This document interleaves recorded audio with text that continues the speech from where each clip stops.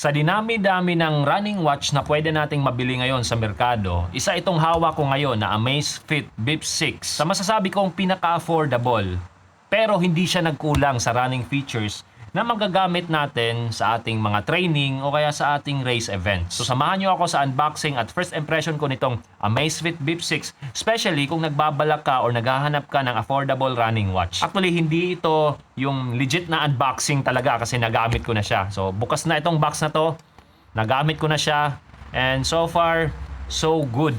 Actually, napabilib ako sa relong to. Napaisip tuloy ako kung kumikita pa ba yung Amazfit dito sa relong to kasi napaka-loaded niya ng features. Especially yung nagagamit or magagamit ko bilang isang runner. So sa loob ng box, may maliit pa na box. Tapos ito yung nasa loob niya or ito yung relo. Set aside muna natin yung relo kasi meron pa siyang ibang kasama. Bale, meron tayo ditong yung manual na hindi ko pa nabasa. Ayan. Tapos meron tayong charging dock na magnetic. So bale, ito yung charging dock niya na USB Type-C. Magnetic. Ayan. Tapos syempre, ito naman yung relo niya. No, yung pinakaunang napansin ko talaga dito or yung nakatawag ng pansin ko dito sa relong to is yung screen niya. Malaki yung screen niya. Ito so far yung pinakamalaking screen sa lahat ng naging running watch ko. 1.97 inch. Tapos AMOLED pa. Tapos yung max brightness niya is 2000 nits. So pwede mo siyang tingnan kahit tirik yung araw, nasa labas ka. Saka syempre, meron siyang ambient sensor. So hindi mo na kailangan pang mag-adjust ng brightness. Automatically, magba-brighten up siya kung nadedetect niya na medyo maliwanag din yung environment kung nasaan ka. Now in terms of build quality, itong screen niya is tempered glass, aluminum yung frame niya, yung case niya naman is plastic. Tapos itong strap niya napakalambot at napakakomportableng isuot. By the way, quick release siya, 22mm yung strap niya. So pwede natin tong bilhan ng third party na mga strap kung gusto nating palitan. Now ang timbang ng relo lang mismo is 27.9 grams. So relatively magaan siya. Tapos kasama itong strap around 45 grams. So ang diameter nga pala ng relong to is 46mm. Now bago ko makalimutan, itong screen niya is touchscreen. So napaka-smooth niyang i-operate. Swipe lang tayo dyan. Pero yung mga iilang mga actions natin, kailangan natin ng button. So meron siyang dalawang buttons dito sa gilid. Ayan. Sa baba nitong buttons na to, meron siyang microphone. So yan, meron siyang microphone. Sa kabila naman, meron siya ditong speaker. So, in other words, itong relong to, hindi lang siya fitness tracker. Magagamit din natin siya bilang isang smartwatch. So, makakatawag tayo. Pwede din tayong mag-record ng voice memo. So, pwede din tayong makinig ng music. Kasi yun nga, meron siyang speaker, meron siyang mic. Tapos, dito sa baba naman, dito natin i-dedicate yung ating magnetic na charging dock.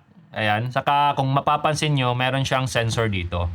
Ito yung heart rate sensor niya. Ito yung nagbibilang ng ating heart rate, yung beats per minute. Tumatakbo tayo or natutulog tayo, ma-measure niya yung resting heart rate natin. So 24/7 pwede niyang ma-monitor yung heart rate natin. So isa din yan sa talagang nakakatulong or nagagamit natin bilang isang runner, especially para sa akin na tumatakbo or yung training ko nakabase sa heart rate. Kung tumatakbo ako, meron akong certain limit para sa aking heart rate. Mapa-zone 2 man yan, zone 1 o kaya yung sub-threshold intervals ko. Tapos, pagdating naman sa pagpapahinga natin, yung resting heart rate, isa din yan sa pinaka-importanting bagay na tinitingnan ko para sa aking recovery after kong tumakbo.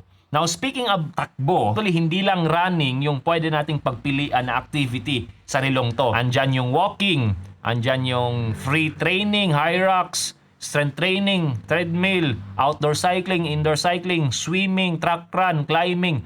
Napakarami na activity. Now, speaking of swimming nga pala, itong relong to is 5 ATM rated.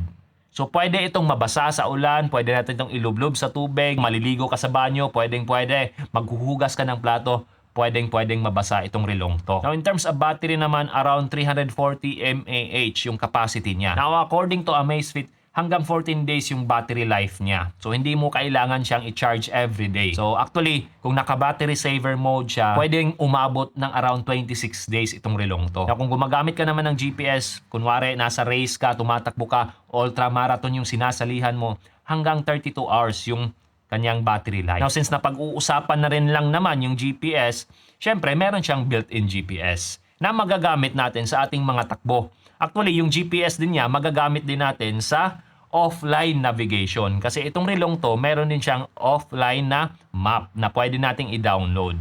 gamit ang kanyang app. So meron tayong app na pwedeng i-download, yung Zip app. Ito yung companion app niya na pwede rin nating masync sa Strava. Now for example, connected ka sa kanyang app, yung Zip app, meron tayong tinatawag na parang AI dito sa rilong to. Kung makikita nyo, meron siyang nakalagay dyan na Ask Anything.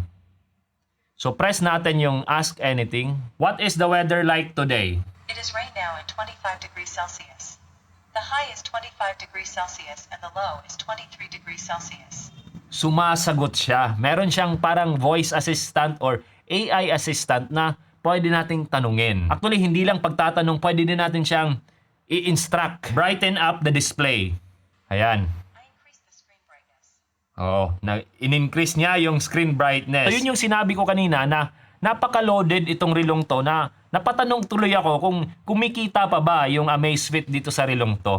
So far, in terms of running talaga, nagagamit ko siya. Andyan yung GPS, andyan yung heart rate monitor, HRV na nasubukan ko rin, na measure niya yung HRV ko, resting heart rate ko, na measure niya. So in terms of features talagang, hindi lang sa running, kundi pati yung smartwatch features, andito na sa rilong to. Actually, pwede ka rin makinig ng music dito sa rilong to. Kasi pwede kang mag-transfer ng music files mo galing dito sa cellphone patungo dito sa mismong relo. Hindi lang nag-i-stream, kundi ang actual file talaga andito sa loob ng relo. Kailang natin i-play yung music na na-i-save ko. Yan. So, napakarami talagang features ang rilong to na, yun nga, yung nasabi ko na kumikita pa ba ang Amazfit sa rilong to. Anyways, abangan nyo yung magiging review ko dito. Or abangan nyo yung magiging video ko. Kasi, unboxing at first impression lang muna itong video na to. Anyways, kung interesado kayo sa rilong to, again, this is Amazfit Bip 6.